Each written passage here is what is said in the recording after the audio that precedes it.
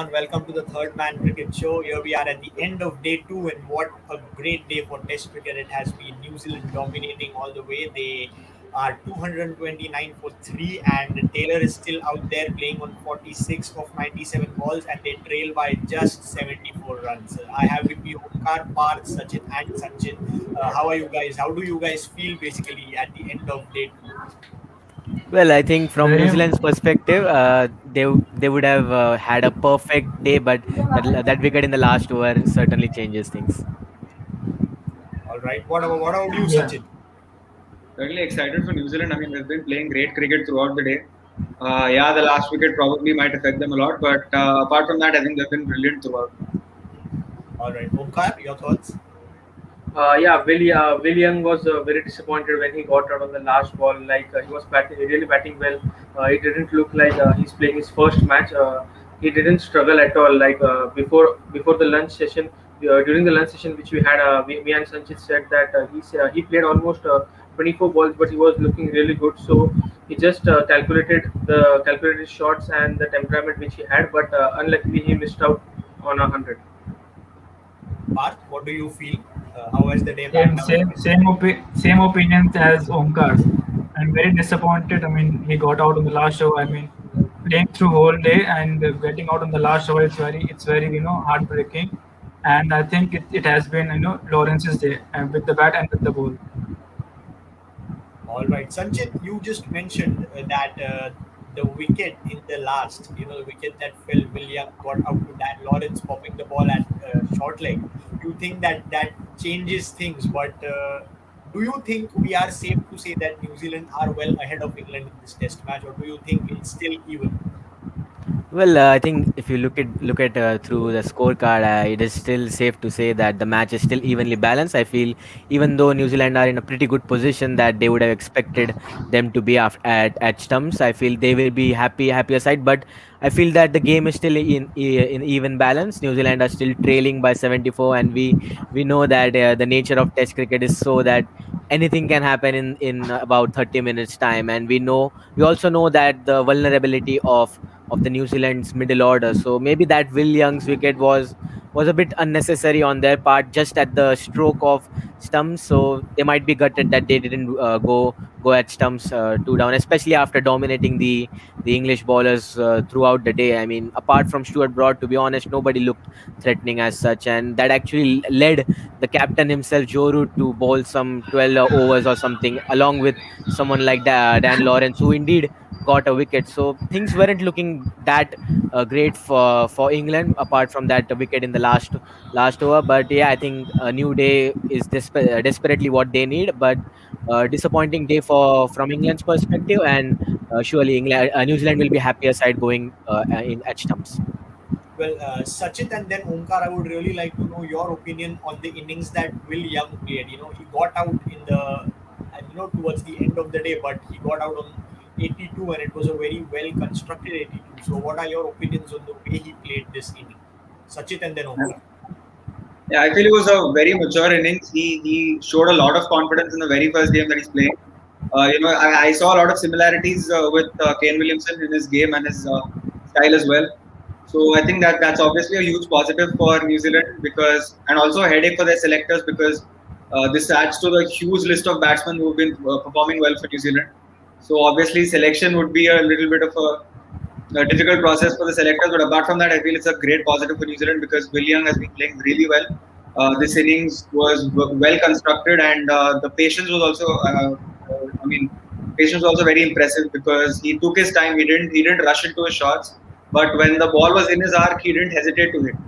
So that I think is a huge positive, and if he continues to do that, then I think he'll have a great career ahead. So we can say that he managed to balance aggression as well as defense really well. Defending the good balls and putting the bad balls away for boundaries. Well, that's a very good opinion, balanced opinion, Sachit. Omkar, your views on the same? Yeah, like I mentioned earlier as well that Will Young looked really good before the lunch session and also in the during the tea session as well.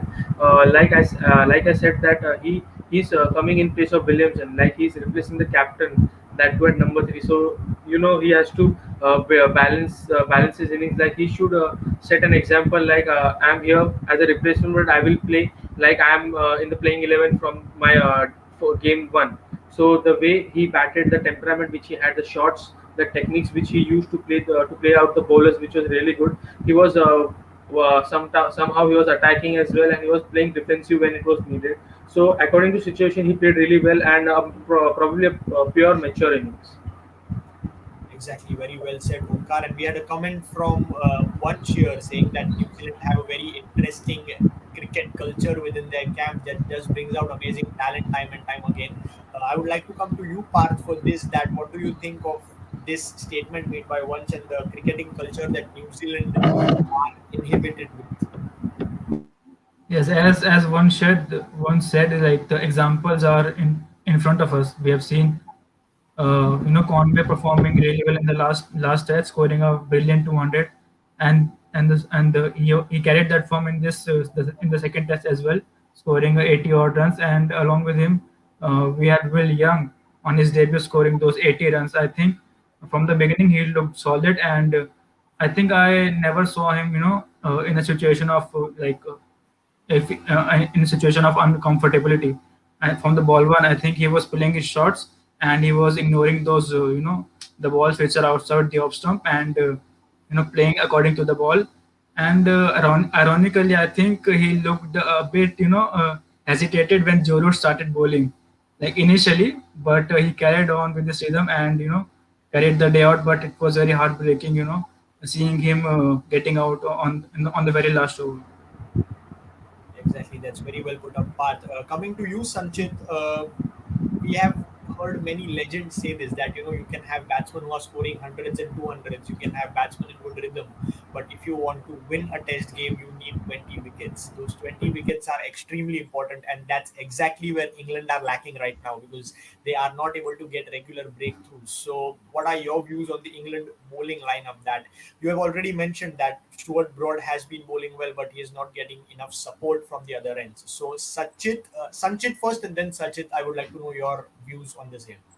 Well, definitely. I think Stuart Broad himself can't take 20 wickets in this Test match by going by the things that they are overly dependent on Stuart Broad in this particular Test match. It's really disappointing on how England actually started off the post lunch session. I think they were in a pretty good position even after the first session had ended, and they had a good opportunity to maybe put Will Young under pressure in his early career at in the Test arena. So that didn't happen. I feel they missed that opportunity. But credit goes to New Zealand. I think they batted really well. And the best part about New Zealand in this particular innings was they managed to string in those crucial number of partnerships. So even after losing Tom Latham early, I think that partnership between Conway and Will Young was superb, and especially it came at a pretty good pace of rate. I think in the second session they scored around 110 runs, which is not ideal for Test cricket, especially in this particular series. So maybe that got the momentum that New Zealand required, and since then, even after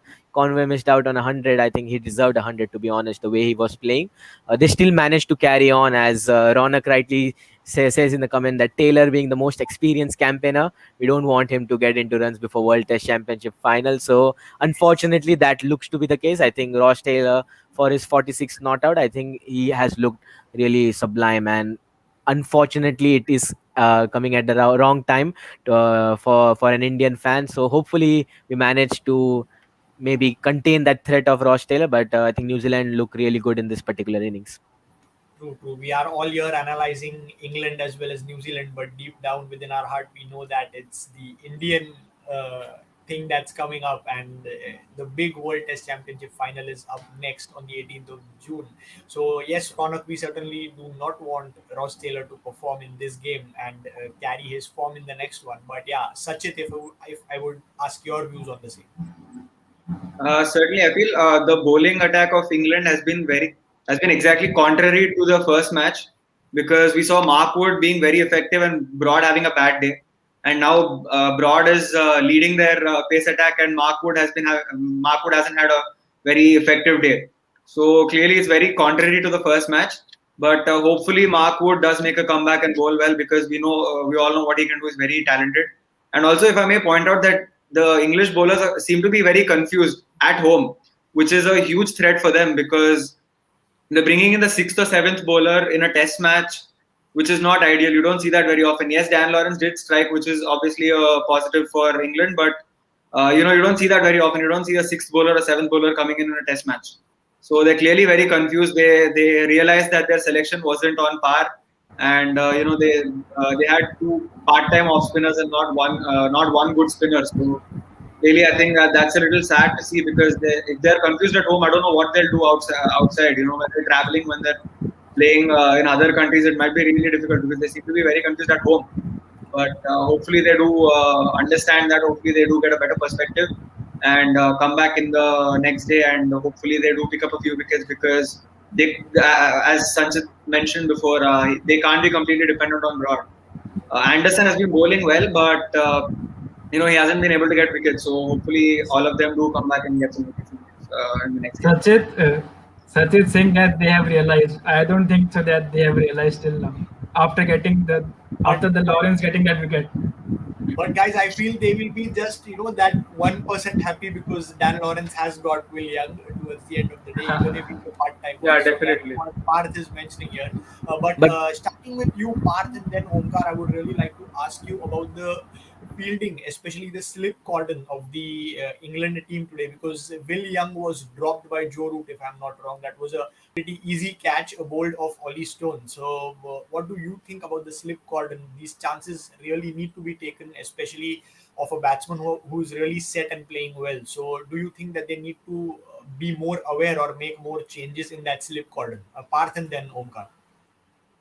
I feel it's the mental fatigue that they have might got because standing there whole day not getting wickets. I think it can easily tire your mind, and I think when the opportunity comes to grab the ball, I think you sometimes might miss that chance. So I think yeah, it's all because of the kind of bowling that they have done. But like yeah, they have tried their best because I saw when the Mark Wood was bowling to Conway and Will Young, they had leg slip, they had a short leg and short mid wicket and deep square leg and deep fine leg, and I think that's why they got the wicket of Conway. I mean, the shot was spot on, but the ball was not that good, but still they got the wicket. So I think mental fatigueness got that catch to drop. All right. Parth says mental fatigue is the reason because of which catches are dropped in the slip cordon. पूरे दिन खड़े ball ball आ ही नहीं रही तो कब आ जाए क्या पता And then अचानक से एक बॉल आ गई. So it's like ये क्या हो गया kind of a thing. But yeah, Omkar, what do you have to say on the slip cordon, the fielding today? Yeah, see, Joe Root is not that bad fielder. Like he's a very good fielder in slips. We have seen him taking good catches as well. So one or two catches can be dropped by any fielder. Man, everyone is a human. They make their mistakes. But I guess I agree with Parth. Like the bowling which England had, I guess Joe Root was not ready for that catch. He was just it was not in his rhythm, and his reflex action was not able to catch it. And Parth rightly said, "ये क्या हो गया?" Right, right. So mental If I fatigue. may add to that, New Zealand have Yes, a 90% effectiveness in terms of slips. They've caught 90% of the catches that come to the slip. So that shows the dominance of New Zealand in this match as well, and in terms of the entire World Test Championship, they've got 90% of the catches, which is I think phenomenal because no Yeah, other team are definitely. anywhere close. England are 73, so I feel that that's clearly some great dominance shown by New Zealand. yes, it is really a good dominance, and this is really a good stat, Sachit. Thank you for providing this. And coming to you, Sanchit, I would really like to ask you about Ollie Stone. He has always been a bowler who has had that pace. He has even notched up to 150 clicks at times, not regularly, but he's surely a bowler who is above 140 clicks, every ball. But today we saw him drifting down the leg side. There was those two or three fours that went down the leg side. Two leg buys, one buy, and Bracey was not able to reach the ball. But do you think that his economy is a concern going ahead for England? definitely, I think having going for more than 3.5 an over in Test cricket, let alone going for four per over in Test cricket, I think it's too much. And yes, Ollie Stone is facing quite a lot of issues with his discipline, line and length, and that is certainly not what you want to see, especially knowing that England are playing without the likes of Ben Stokes, the bowler. Geoffrey Archer might be out for an entire year. So these players actually they have an audition for that flight to Australia later this year. So they need to be doing much better. And I think Ollie Stone, I had higher hopes from him, especially after his heroics with the bat in the first innings. I feel that maybe that momentum would have shifted for him with the ball as well. So it was really disappointing to see how Ollie Stone performed today. But yeah, I think he's a quality player, and he has actually proved it earlier also when he was given a go at in England. And unfortunately, it is not right to put the blame entirely on Ollie Stone. To be honest, I think the whole Right. England bowling lineup, apart from Broad and even Anderson for an extent, looked a little bit pale today. So it's really unfair to blame it entirely on Ollie Stone. But I think the good thing for England is that they got the wicket of William at the most perfect time, and that is right at the stroke of lunch. And New Zealand are still 74 runs behind, and we know that in about 3 overs time the new ball is going to be available, and Yes. the Yes. new Duke's ball is always going to be deadly, and especially knowing that the threat of Anderson and Broad is going to be massive, and knowing New Zealand's vulnerability in the middle order, as I keep on saying, that could be the matchup that could decide this particular series as well. So the first 30 minutes, 45 minutes tomorrow is going to be pretty crucial with the new ball and the middle order of New Zealand as well. Yes, They and clearly seem to especially be missing Ollie Robinson. Maybe, yeah. especially with the new batsman coming in for New Zealand, because Will Young has just lost a wicket, and new batsman coming in, the new ball, James Anderson and Stuart Broad again with the new ball. So Sanchit here is getting a lot of love in our comment section from Mr. Kaustubh Bogle, that it's absolute honor, absolute pleasure having you on the show, because he's always the one who hosts the show, and today he's made his debut as an analyst here. So really glad to have you as an analyst, Sanchit. But Today we are having two hosts in the panel. we can say that. But yeah, going ahead towards Sachin and then Omkar, I would really like to twist this question and make it a fun kind of a question. That if you're the skipper of a test side, would you go, if I give you two options, that on one side you have bowlers like Ollie Stone and Mark Wood, who are really in for the pace, who bowl at 145, 150 consistently, and on the other side, if I give you a bowler like Bhuvaneshwar Kumar, or even Colin de Grandhomme for that matter, who do not have that much pace. It's not 145, it's around 135, 140, but they are mighty consistent with their line and length, and they swing the ball in both ways. Which type of bowler would you like to have in your side if you are the captain? That is certainly a very tough question. But for me, I think, especially in the England conditions, swing matters the most. And if you give me Bhuvneshwar Kumar as an option, I would take that on any day. It doesn't matter where we're playing. Bhuvneshwar Kumar can be effective anywhere. So I would take that option anywhere. So I would definitely go with Bhuvneshwar Kumar. Colin de Grandhomme, maybe not, but Yeah, then again, yeah. he does get the swing. So yeah, I think that option would be much better than pace in England, because the bounce and pace doesn't work as much as swing does in England. So I would go with Bhuvneshwar and Colin de Grandhomme. Well, I think I know Omkar's answer, because he is a bit of a Bhuvaneshwar Kumar fan. So yeah, Omkar, you can go ahead with your answer still. Yeah, similar answer that the English conditions suits the swing really well as the ball with which they use is a hand stitch Duke's ball. So definitely it's going to be Bhuvneshwar Kumar any day. All right, that's a very good pick. And coming back to you, Sanchit and then Parth, I would like to know the love story between Birmingham and the English fans. We have Bharat Army, the English fans have got the Barmy Army, but today we really saw when James Anderson was bowling and Ross Taylor was new to the crease. We really saw what was happening, the way they were really cheering for the whole English side, and especially James Anderson. So, what is this love story between the English crowd and the way they cheer for their players? Sanchit and then Parth. I would like to know your view.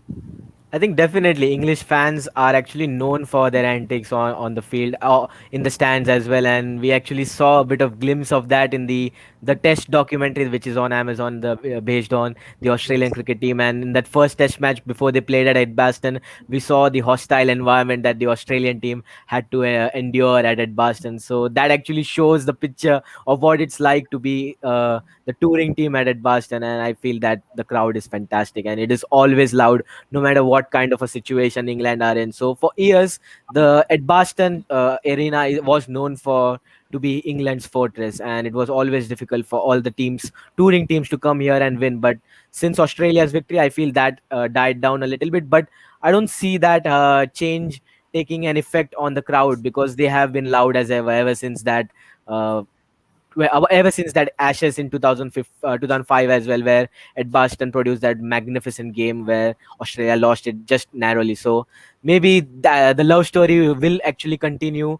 So it is always good to have the crowd back Yes, after such a certainly. lengthy period, and it is such a joyous feeling after when watching a test match on your television and then watching the crowd jumping around, we're getting behind their players, and this really makes us envy. And I hope that this kind of scenes actually resumes in all the parts of the world, and we could see a full packed stadium in almost all the cricket playing countries hopefully soon. So really looking forward to that day You once know, again. fans cheering for their teams in test matches is really a treat to watch, because in this period when there is when people are wanting to watch more of fours and sixes, basically T20 cricket, it's really heartening to see fans cheering for their team like this in the test format.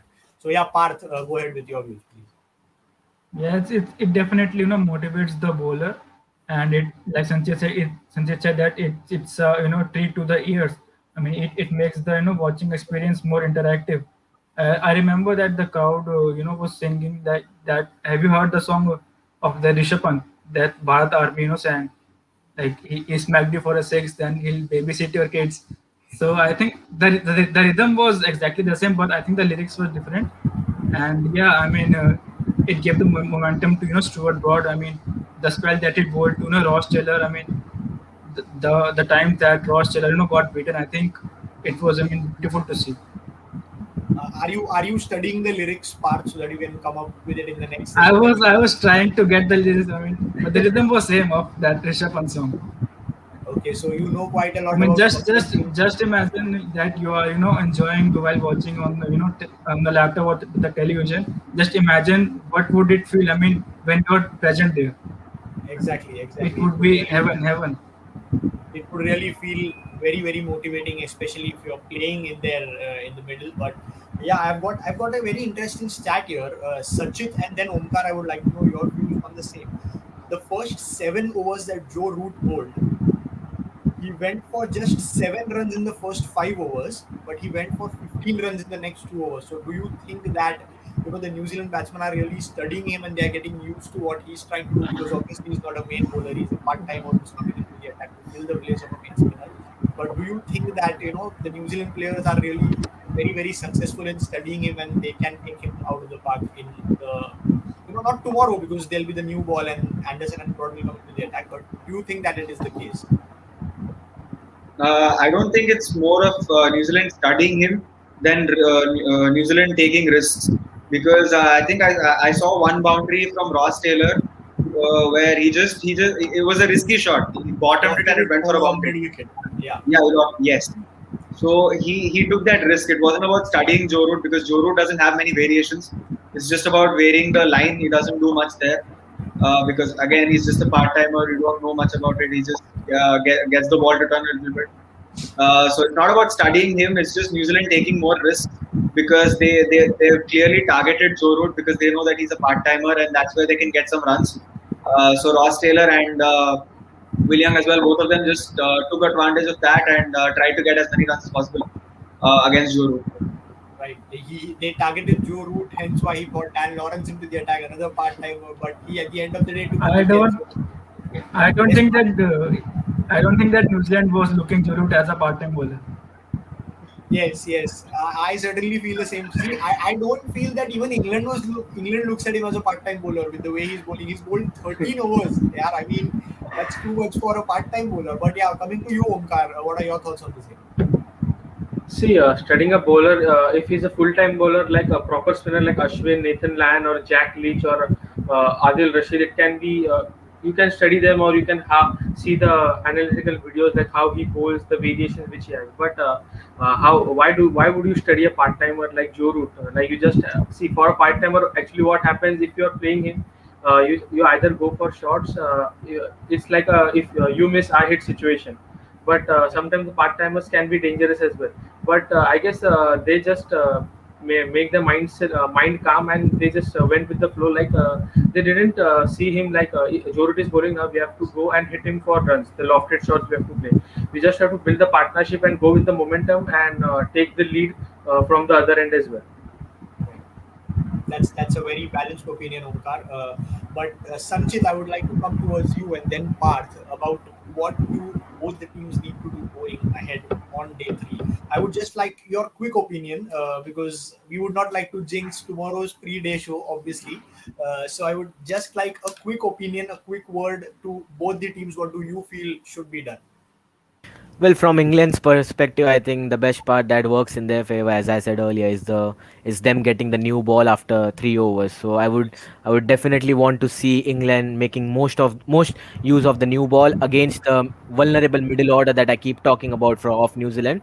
So maybe if they get rid of someone like Henry Nichols, who is known for his patience play against the seam bowling attack. So maybe if they get Henry Nichols, I think the batting to be followed after Henry Nichols, I think that could be the dangerous point for New Zealand. So from New Zealand's point of view, I think they would be looking at their experienced player that is currently batting at 46, and that is Ross Right, Taylor, and they would want him to face as many balls as possible with that new ball because he's known for his experience. And if the ball gets older, then maybe New Zealand could look at that trail of 74, and then maybe after that 30 or 45-minute spell with the new ball, then they could push on like they did in the second session today.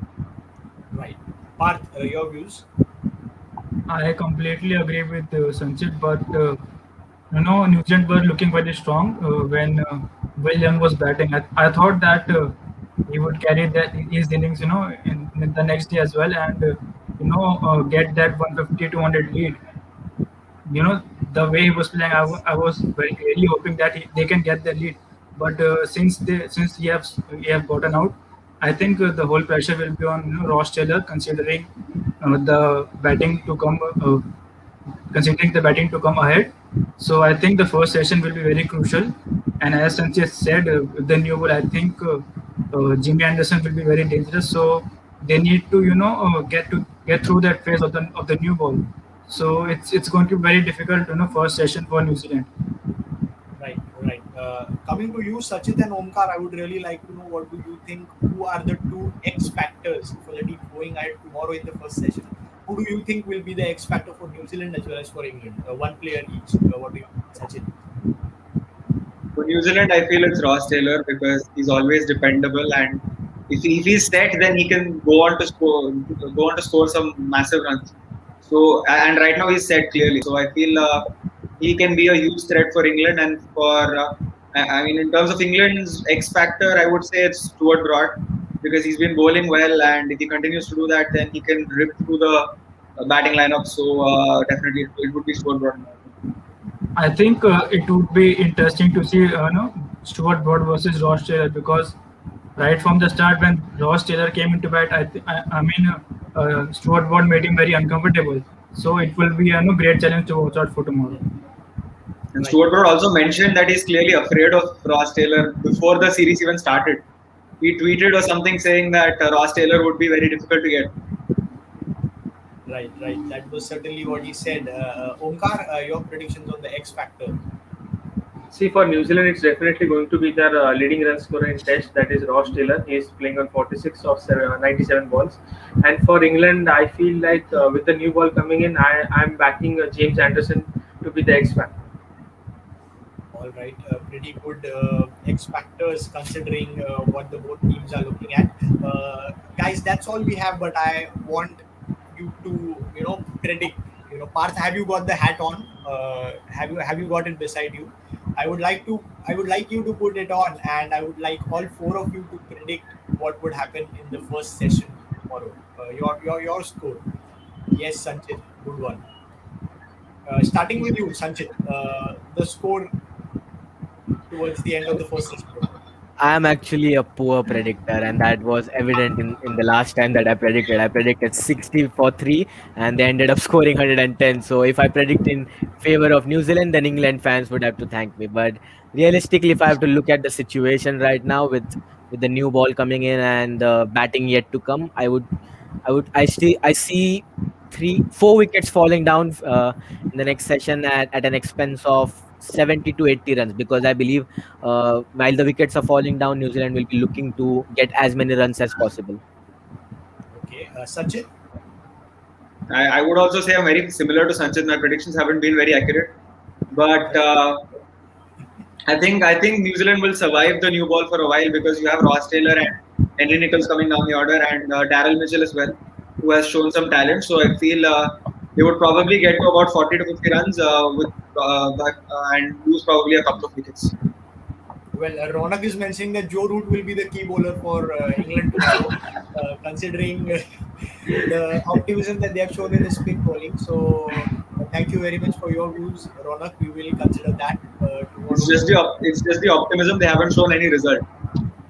He is Yeah. the English Murli Dharan. Oh my God. Okay. That's a nice. That's a nice statement to have. We hope that reaches Joe Root. By the way, yes, Parth is waiting with his James Wan prediction. ever And hears this, he'll be crying in a corner. but yeah, Parth, your predictions for tomorrow. Okay, so 2 wickets in the first session, and short ball will get the roster. Okay, that's a very motivating sentence. Omkar, coming to you. I guess 80 to 90 runs in the first session.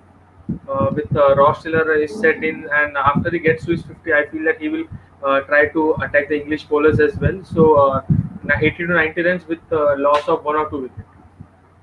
All right. Omkar, no one is set in test format. New session, so you have to get settled down, from the start. Even if I it's a mentioned bowler or this. it's a I batsman. mentioned this in the lunch break as well. All right, that's enough for today, guys. And we have a very exciting day three coming up for us. New Zealand are very well poised at 229 for three, and they trail by just 74 runs. So we'll have to see if they make up with that trail tomorrow in the first session or the second session. So that's all we have today, guys. We would like to tune in tomorrow at 2:45 p.m. for the pre-day show of day three. Thank you all for joining in, Omkar, Sachit, Sanchit, and Parth. You have been a lovely analyst.